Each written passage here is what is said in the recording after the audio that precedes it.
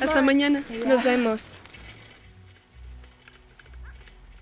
Descansa. Descansa.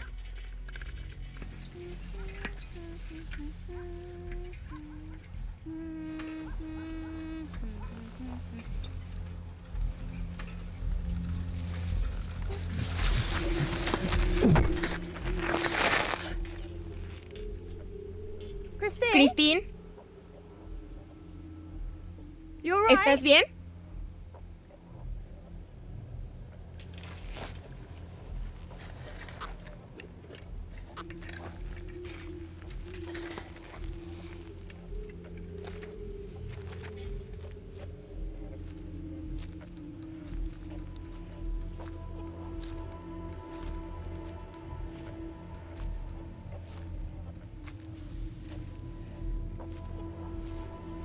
Christine.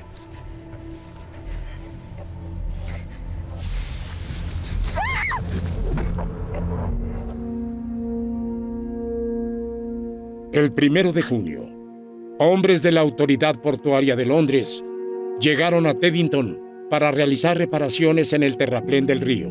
Estaban trabajando 800 yardas corriente abajo de la esclusa. A las 8:15 vieron algo en el agua. Era el cuerpo de una joven mujer. El examen policial descubrió que había sido víctima de un ataque salvaje. La habían golpeado en la cabeza con un hacha y la habían apuñalado repetidamente en el pecho. La niña también había sido agredida sexualmente antes de que su cuerpo fuera arrojado al río. La víctima fue Barbara Sandhurst. El cuerpo fue notado flotando en el río por un ciclista que pasaba. Miró al otro lado del río y vio algo extraño. Se dio cuenta de que era un cuerpo. Dio la alarma y llamó a la policía. Había sido terriblemente lastimada, golpeada y violada. Y por supuesto, eso comenzó una cacería de asesinos.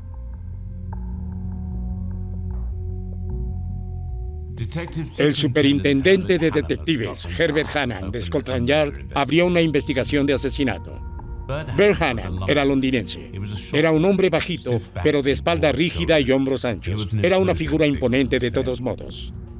Había algo aristocrático en su porte que realzaba con elegantes trajes y elegantes guantes. La prensa y sus colegas lo apodaron el Conde. La investigación comenzó con Herbert Hannam, superintendente de detectives de Scotland Yard, detective con mucha experiencia. Hannam dijo que iba a buscar en el río y quería detener el agua, y según el Daily Express, 20,000 personas fueron a verlo.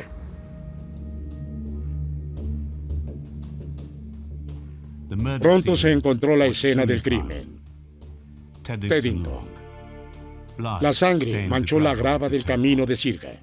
Había más salpicada sobre la hierba y empapada en la tierra cercana. Hannam no tenía dudas. Aquí fue donde la joven fue atacada. Dispersos en la maleza salvaje, más allá del sendero, encontraron primero un zapato de mujer y luego otro. La policía no tenía ninguna duda de que pertenecían a Christine Reed. 2 días después, la bicicleta de Christine fue recuperada del Támesis. Sin embargo, pasarían otros 4 días antes de que el cuerpo de Christine fuera encontrado. El 6 de junio, una semana después del asesinato, el equipo policial que buscaba en el río llegó a Glover Island. Fue allí, a 2 millas río abajo de la esclusa de Teddington, donde el cuerpo de Christine se descubrió. Al igual que Bárbara, ella también había sufrido heridas contundentes en la cabeza. Había sido apuñalada más de 10 veces y violada brutalmente mientras moría. La violencia de los ataques conmocionó incluso a los policías experimentados. La investigación del inspector Hannam pronto se convirtió en una de las cacerías de asesinatos más grandes que Inglaterra había visto en años. La prensa, alimentada por informes policiales 2 veces al día, siguió cada desarrollo. La búsqueda involucró perros, detectores de minas y el drenaje de parte del río. Pero no se encontraron rastros del arma homicida y la bicicleta de Bárbara seguía desaparecida. La policía temía que el asesino hubiera huido al extranjero. La prensa especuló que pronto atacaría de nuevo. Una semana después del espantoso asesinato, una mujer de 49 años paseaba a sus perros sola en el parque de Windsor. Cuando un hombre la sujetó, le dijo que tenía un cuchillo. Trató de arrastrarla hacia los arbustos, pero ella luchó. Su atacante se dio por vencido y huyó en una bicicleta. La mujer luego describió a la policía al joven que la había agredido.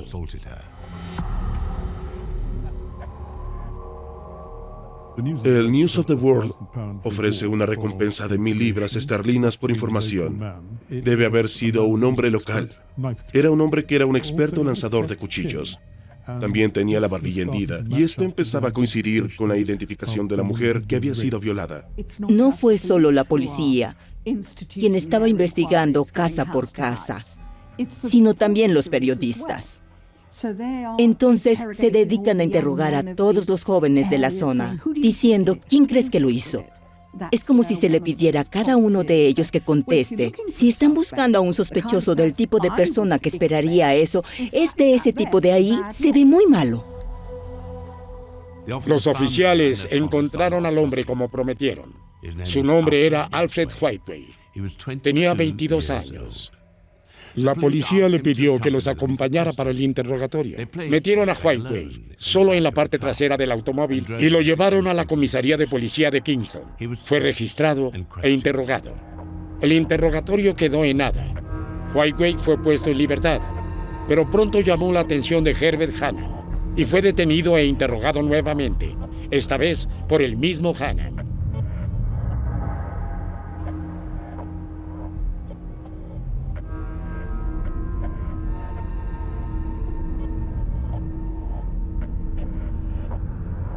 Estación de policía de Chertsey.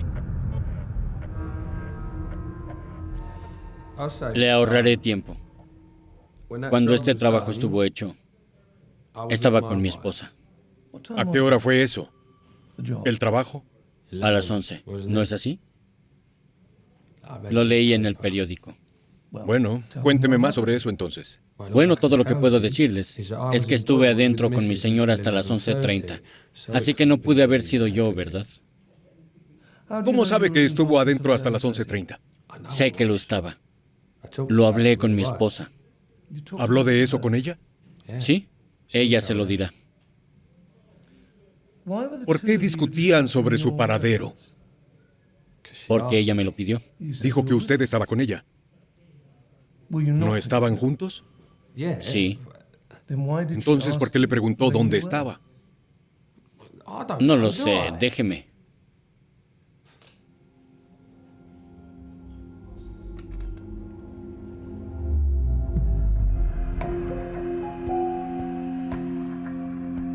Whiteway provenía de un entorno empobrecido.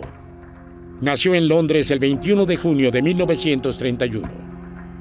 Su madre era empleada doméstica. Su padre murió de cáncer cuando él tenía solo 14 años. Cuando era joven, Whiteway tuvo problemas con la ley. Cuando era adolescente, compareció repetidamente ante un tribunal de menores y lo enviaron a un reformatorio cerca de Swindon. Pero su mal comportamiento continuó ahí, y el director describió su conducta como muy insatisfactoria.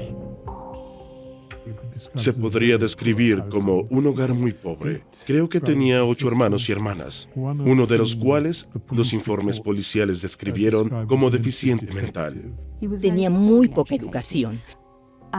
La sospecha debe ser que eso se debía a que o bien tenía algún tipo de dificultades de aprendizaje que no fueron identificadas, o bien que era distraído, poco proclive a aprender. Ciertamente no le interesaba la lectura, ni nada por el estilo. Después de una temporada en prisión por robo en 1948, Whiteway encontró trabajo en la construcción. Los compañeros de trabajo recordaban su gran fuerza. Dijeron que podía subir andamios usando solo sus brazos. Otros recordaron su carácter y su obsesión por los cuchillos. Lanzar cuchillos, machetes, hachas, lo que sea que tuviera a mano, le dio un estatus que nunca iba a tener sin eso. Es en serio. Estaba casado con una chica llamada Nelly. Aparentemente la había visto más o menos en la calle y la siguió y comenzó a charlar con ella. Su madre, muy sensata, no aprobaba a Whiteway en absoluto. Aparentemente era una persona bastante silenciosa y lo que hizo fue quedar rápidamente embarazada para que su madre se viera obligada a permitirle casarse con él. Ella no lo dejaba entrar a la casa, así que se sentaba en la entrada o si mamá salía, él entraba y la relación se consumaba con sexo en el callejón.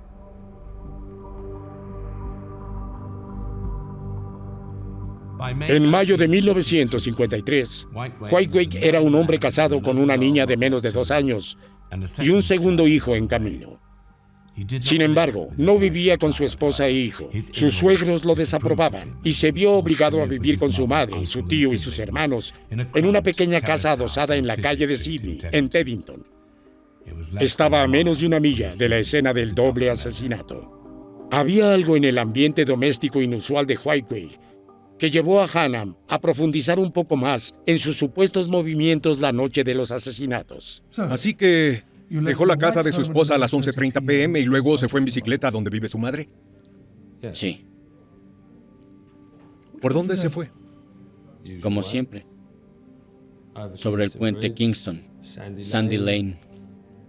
¿Alguien lo vio salir de la casa de su esposa? No, ¿Alguien lo vio en el puente? no. ¿Alguien lo vio en Sandy Lane? Mire, no me vio nadie hasta que llegué a casa, ¿de acuerdo? Por supuesto. Era tarde, pero alguien lo vio cuando llegó a casa entonces. Sí, mi tío Charlie. Puede confirmarlo, ¿verdad? Sí, llegué poco antes de las 12. Él sabrá. Miró el reloj. Muy bien. No había prisa por conseguir una confesión. Whiteway estaba en prisión preventiva por el asalto en el Parque Windsor y ya había admitido la violación de una adolescente a principios de ese año. Hannam comparó la coartada de Whiteway con las declaraciones de su esposa y suegra. Hubo innumerables discrepancias. El relato de Whiteway sobre sus movimientos la noche de los homicidios se estaba desmoronando.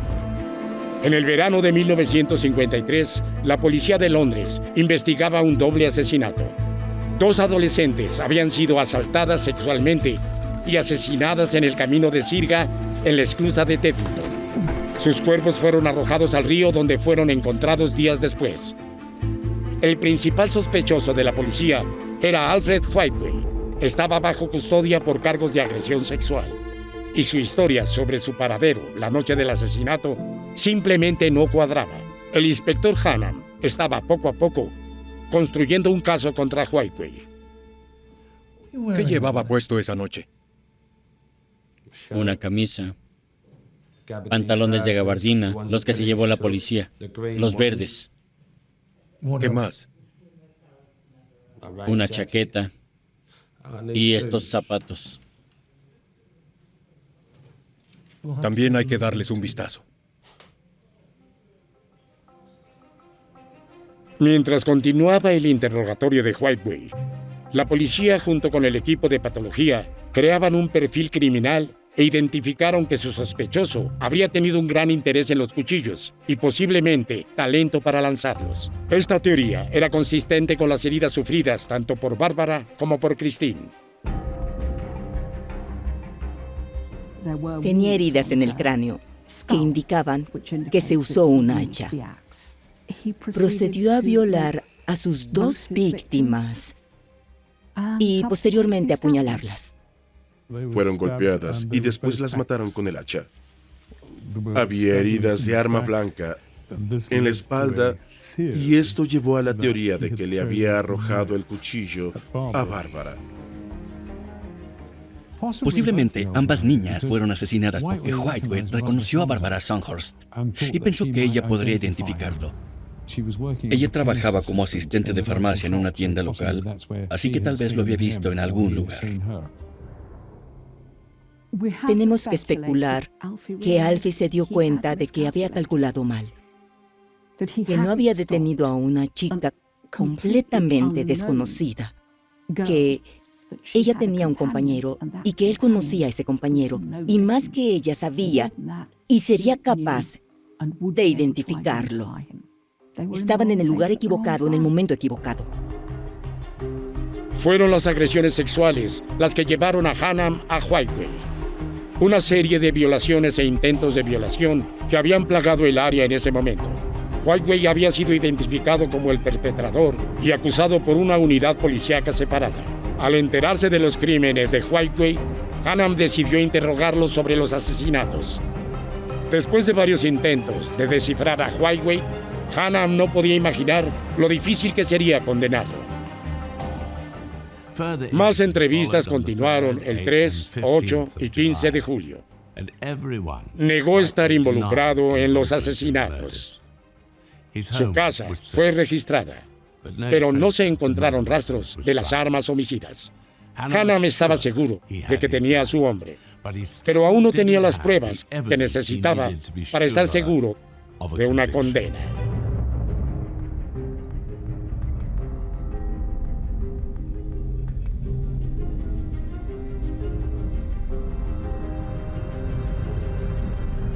Estación de policía de Chertsey. Soy Hannam. Ha sido liberado ahora. Está en Brixton. Esperamos los resultados de la prueba primero. Sí, precisamente. Adelante. Bueno, sí hay coincidencia de semen. Si hay sangre en los zapatos, bueno, entonces creo que todo cuadra. Mis disculpas, ¿puedo devolverle la llamada? Gracias. Acaba de llegar para nosotros, señor.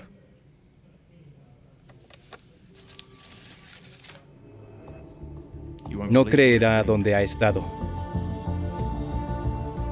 Hannam estaba convencido de que tenía el arma homicida, pero para asegurarse, la envió para una investigación forense, un proceso largo en esos días. Sin embargo, las circunstancias de cómo se encontró el hacha negaría cualquier evidencia sólida para vincularla con el ataque. El hacha es una historia realmente terrible de negligencia y mala conducta. En ese momento, la policía había descubierto que en realidad tenían el arma homicida, pero no sabían que tenían el arma homicida. Después de ser arrestado bajo sospecha de ser un violador, Alfie parece haber metido el hacha debajo del asiento del auto de la policía. La policía estaba distraída en la parte delantera del auto y no lo registraron adecuadamente. De algún modo la sacó de su overol y la escondió. Un oficial de policía en realidad la encontró y la puso en su casillero. Y la importancia de esta hacha no fue evidente durante varios días. La olvidaron por completo.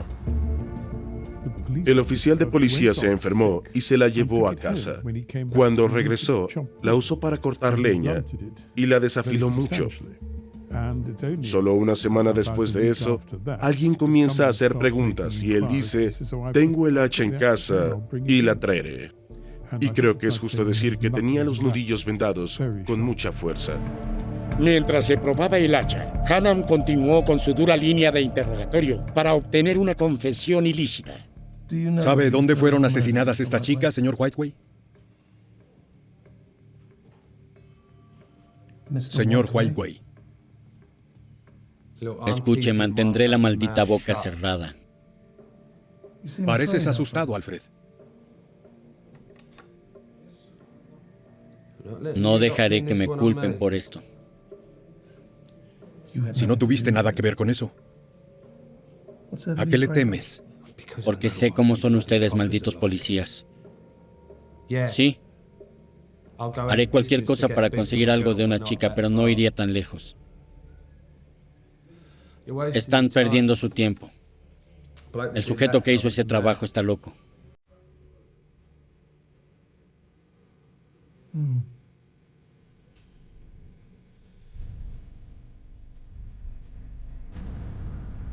La ropa de Whiteway había sido enviada para pruebas forenses. Según los estándares modernos, esto era básico. Aunque la estructura del ADN había sido descubierta ese año por Francis Crick, James Watson y Rosalind Franklin, pasarían décadas antes de que el perfil genético pudiera ayudar a los investigadores policiales. Sin embargo, lo que se pudo detectar en 1953 fue la presencia de sangre, y fue la sangre la que se volvería crucial en la investigación de los asesinatos del Camino de Sirga. Pero, ¿sería suficiente? Hannam encontraría que al construir un caso a prueba de agua contra Whiteway, su ética sería puesta a prueba y la conducta policial sería objeto de un escrutinio minucioso.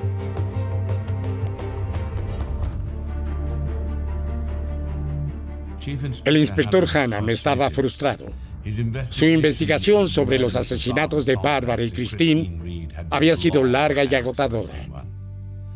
Ahora, al menos, tenía bajo custodia a un sospechoso, Alfred Whiteway, un trabajador de 22 años que vivía a menos de una milla de la escena del crimen. No había duda. Whiteway era un depredador violento. Ya había confesado haber atacado a otras mujeres, pero no había evidencia directa que lo vinculara con el doble asesinato. El hacha extraviada por la policía de Kingston ahora era casi inútil como evidencia. El cuchillo utilizado en el día del ataque aún no se había encontrado y ningún testigo ubicó a Whiteway en la escena del crimen. Hannam sabía que el caso era débil. Lo que necesitaba era una confesión. Para entonces, Whiteway ya había sido trasladado a la prisión de Brixton en espera de juicio por los cargos de agresión sexual. Hannam continuó su interrogatorio ahí.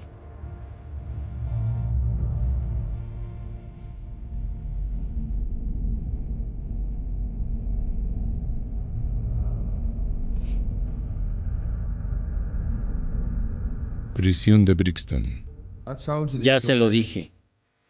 Tuve una pelea con mi esposa y no la dejé hasta las 11:30. ¿Estaba la madre de tu esposa cuando te fuiste? ¿Cómo carajos lo sabría? No puedo entrar en esa casa. Ella me odia. Ya veo. Puedo decirte que la madre de tu esposa estuvo ahí. Esa noche insiste en que tu esposa estaba en la cama a las 11 de la noche. Bueno, ella es una maldita mentirosa. Estuve con mi esposa a las 11:30. Tomamos una taza de té en el escalón trasero. Muy bien. Hemos hablado antes de tus zapatos. Tus zapatos de suela crepé. Sí. Dijiste que los estabas usando la noche del 31 de mayo, ¿es correcto? Ya lo dije, ¿o no? Así que llevabas esos zapatos. Oiga, son las mismas malditas preguntas. Ya contesté eso. ¿Sí o no? Sí. Ya veo. ¿Alguna vez manchaste de sangre a alguno de ellos? No. ¿Hay alguna razón por la que puedan tener manchas de sangre? No. Muy bien. Debo decirte, señor Whiteway, tus zapatos han sido examinados. Un experto científico dirá en la corte que uno de ellos ha sido expuesto a una gran cantidad de sangre.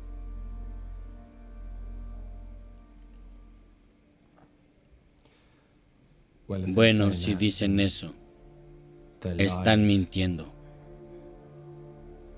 No tenían sangre.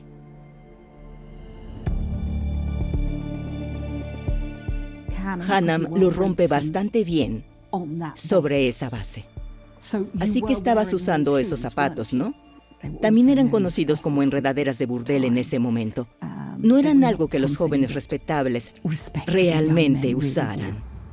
Descubrieron rastros de sangre en los zapatos de Alfred Whiteway. Y realmente esos rastros de sangre eran evidencia crucial. Fue algo inusitado. Aparentemente los había lavado, pero nada más que eso. Había suficiente para sugerir que había sangre que había sido lavada, pero había suficiente para sugerir que había algunas manchas. Hannam tenía un as bajo la manga. Tenía el hacha, cuyo examen mostró que la curva de la hoja coincidía con las heridas en la cabeza sufridas por Bárbara y Christine. Hannam sabía que esto sería suficiente para inquietar aún más a Whiteway. ¿Le gustan mucho los cuchillos, señor Whiteway? Yo no maté a esas chicas. Hachas también. Cualquier cosa afilada, ¿no es así?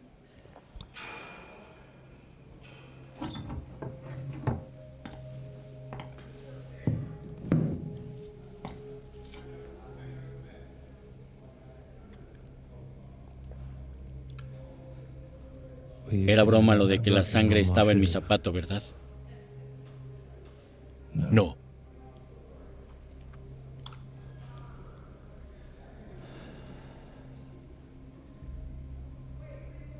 ¡Qué desastre!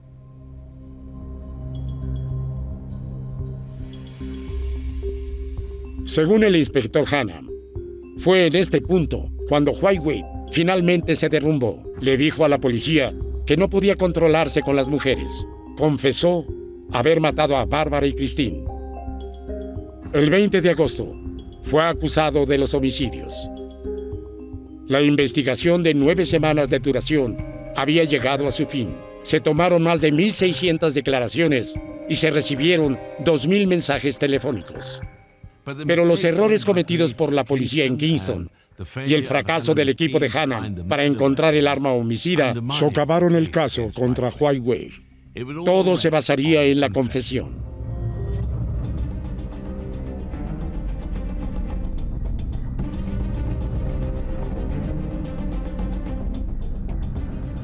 El juicio comenzó el 26 de octubre de 1953. La confesión obtenida por Hannam se convirtió en el campo de batalla en los tribunales. El abogado defensor, Peter Rawlinson, sometió al inspector a un agotador interrogatorio de 2 días. Fue en palabras de un periódico, el duelo en el Old Bailey. Rawlinson acusó a Hannam de fabricar la declaración de Whiteway y engañar al joven para que la firmara. Whiteway dijo que nunca hizo esta declaración. Lo que pasó fue que le dieron un juego de hojas de papel. Se le pidió que los firmara y se le dijo dónde poner su firma, pero en efecto dice que fue verbalizado. La verbalización es lo que se denomina corrupción por causas nobles. Si la policía sabe, entre comillas, no entre comillas, que alguien ha hecho algo y no hay evidencia que lo respalde, ¿no cree que esté haciendo nada malo al ayudar a condenar a un hombre que sabe que lo hizo? Y esto sería tal vez a veces plantando un poco de evidencia sobre ellos. En este caso fue solo la confesión verbal. Toda la defensa estaba cuestionando la integridad de la admisión, de la culpabilidad que hizo cuando lo confrontaron con el hacha y las manchas de sangre en sus zapatos. Esta línea de defensa que se verbaliza al preso no es única. Lo que a veces sucede es que el recluso hace una declaración sin darse cuenta del significado completo de todo lo que está diciendo. Y solo cuando su abogado o abogado defensor se lo ha señalado, entonces se le ocurre una defensa. Esto es una confesión falsa. Las entrevistas con la policía no fueron grabadas en este momento. La única evidencia para corroborar la confesión de Whiteway fue el cuaderno de notas de Hannam y los de los otros oficiales presentes. Esta era una práctica estándar. No fue hasta 1991 que la grabación en cinta de las entrevistas realizadas por la policía británica se convirtió en la norma. Hannam, por supuesto, negó las acusaciones de Rawlinson. Calificó la sugerencia de mala conducta policial como terrible y absolutamente falsa, y muchos espectadores criticaron el enfoque de Rawlinson.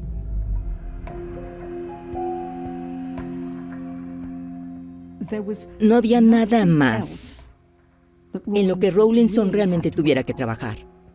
No podía ponerse de pie y decir, mi personaje es un pilar de la comunidad. Así que lo único que puede hacer es desacreditar el caso policial. Y eso es lo que Rawlinson hace lo mejor que puede y, de hecho, según todos los informes, hizo un trabajo bastante bueno. El jurado deliberó 45 minutos, menos de una hora. Y una de las cosas interesantes es que enviaron una pregunta que decía, cuando Hannam sacó el hacha, ¿cuánto tiempo la tuvo sobre la mesa antes de Whiteway? Y cuando Whiteway firmó la confesión, ¿aún la tenía en la mesa? Presumiblemente, porque eso intimidaría a Whiteway. Pero si guardaba el hacha, Whiteway no tenía nada de qué asustarse. Lo que socavó la eficacia de esa parte de la defensa fue que Alfie era tan malo y tan claramente malo que el jurado pasó por alto lo que, de otro modo, en otro caso, podría haber hecho que la acusación se derrumbara. Whiteway es culpable. Al final del juicio de 6 días, encontraron culpable a Whiteway. Fue condenado a muerte. Whiteway sentenciado a muerte. Después del juicio, había protestas por las tácticas de la defensa. Para muchos, cuestionar la palabra de un oficial de policía estaba más allá de los límites. Pero en las próximas décadas, se extendería el escepticismo expresado por Rawlinson en la corte. Los escándalos de soborno y corrupción envolvieron a elementos de la policía de Londres en la década de 1970. Las investigaciones internas descubrieron que la policía se beneficiaba de delitos que debían prevenir. Los agentes aceptaron sobornos, se aseguraron de que se retiraran los cargos contra los culpables y fabricaron pruebas contra los inocentes. Apelación desestimada. Su apelación no prosperó. Los únicos motivos para apelar en el sistema de justicia penal inglés son que la ley no se ha seguido correctamente, de alguna manera, que el caso se ha manejado incorrectamente, que se han suprimido las pruebas. La apelación de Rawlinson se basó en que tenía que basarse no en que el jurado se equivocara, sino en que le obligaron a confesar. En realidad es perfectamente posible que ese sea el caso, pero el tribunal, el Lord Presidente del Tribunal Supremo, Goddard, sostuvo que no había motivos para apelar. No hubo protestas generales, como lo hubo, por ejemplo, con Ruth Ellis y otros casos. No fue considerado con ninguna simpatía en absoluto, y fue condenado por 2 violaciones y asesinatos de niñas, y la otra violación y el intento de violación quedaron en el archivo. No hay mucho espacio para la compasión.